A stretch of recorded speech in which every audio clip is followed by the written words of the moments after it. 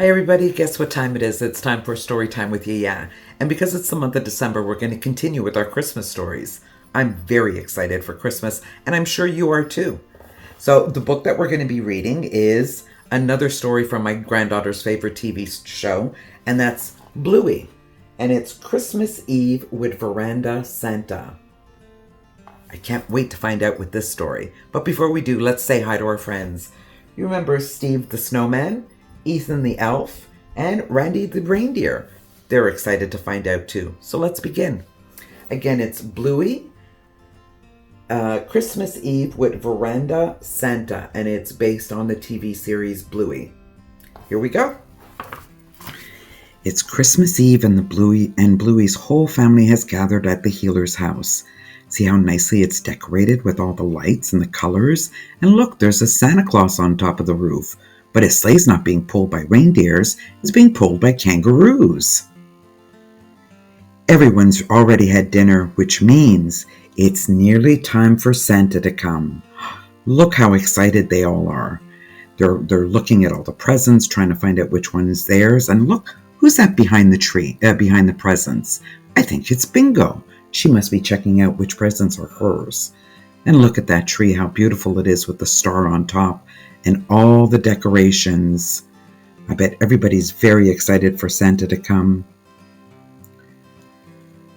Bluey is bursting with excitement. She can't wait to open the presents that are already under the tree. No peeking at those presents, warns Dad. But why not? asks Bluey. Because Santa doesn't give presents to naughty kids, says Dad. Muffin wants to know how come Santa can get in the house where there's no chimney. Well, maybe he uses a veranda, suggests Bluey. Bingo bursts out from behind the presents. I know! Let's play Veranda Santa! Yeah! See how excited the children are? Muffin jumps off the chair and lands on her dad's belly. Muffin, quick, you have to say you're sorry, says Bingo. Santa's watching, reminds Bluey. I'm sorry.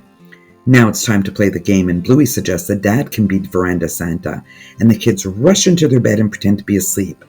Okay, it's Christmas in the morning. Remember, no peeking or no presents, calls Dad as he walks out the door. Dad tiptoes across the veranda and into the room. Bingo giggles with excitement, and Bluey opens one eye. Hey, was that a peek? asks Dad. Bluey shuts her eyes and shakes her head. No, it wasn't a peek. Ho, ho, ho, says Dad, as he slips the presents under the pillows. If you notice, with this game, they don't use a tree to put the presents under. They use their pillows. And I'm sure they're all dying to find out what kind of silly gifts that they got from Veranda Santa. It's morning, and Veranda Santa has left something under everyone's pillow. Hooray, cried the kids. I got shaving cream. I got a snow globe. I got a pencil case. Hey, that's my pencil case, yells Bingo, snatching it from Bluey. Yeah, but it's Bluey's for the game, says Dad. She'll give it back. Bingo apologizes, but Bluey doesn't want to accept her sorry. Why should I? asks Bingo. Because Santa won't bring you any presents, explains Bingo. Santa likes children who accept sorry. Okay, fine, says Bluey, and takes the pencil case.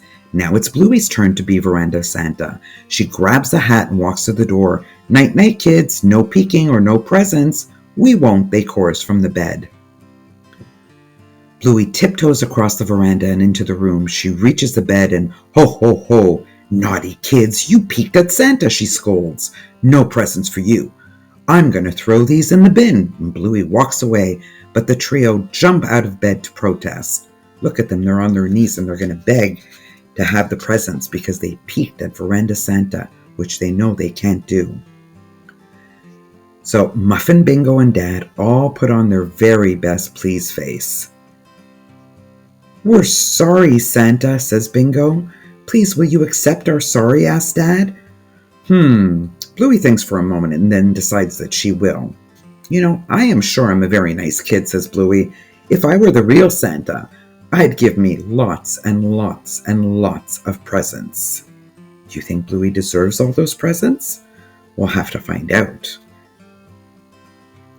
It's Bingo's turn now, and Sock rushes in to be her helper. As Bingo goes to hand out the presents, Dad scoops her up. Oh, my teddy bear, ruff!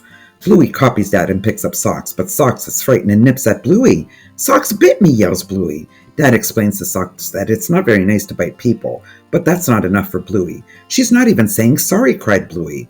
Dad shakes his head. Socks is only one and doesn't know any better. Let's keep playing. Fine. Bluey tiptoes across the veranda and into the room, and she creeps across the bed, avoiding grabbing hands to deliver the presents. Ho, ho, ho, and no!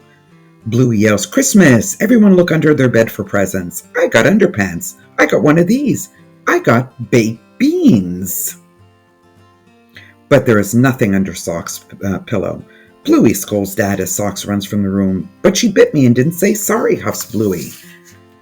Mom and Dad show Bluey that Socks is sitting outside on her own crying. Imagine if Socks did to you what you did to her, says Dad. Bluey looks at Socks and thinks, well...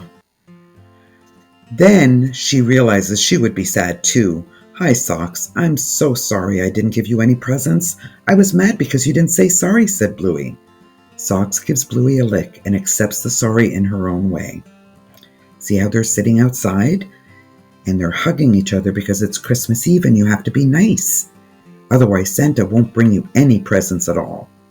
But you should be nice all year long.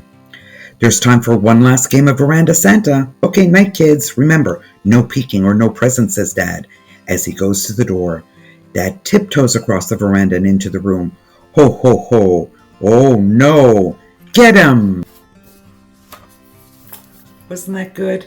I know I really enjoyed it, and I'm sure our friends did too. So don't forget to like and subscribe to my channel so you can continue with Storytime with Yaya, and you can keep up with all the stories that I'm going to read. So now we're going to say goodbye to our friends. Bye, guys. Bye. See you next time. And I'll see you next time. Bye.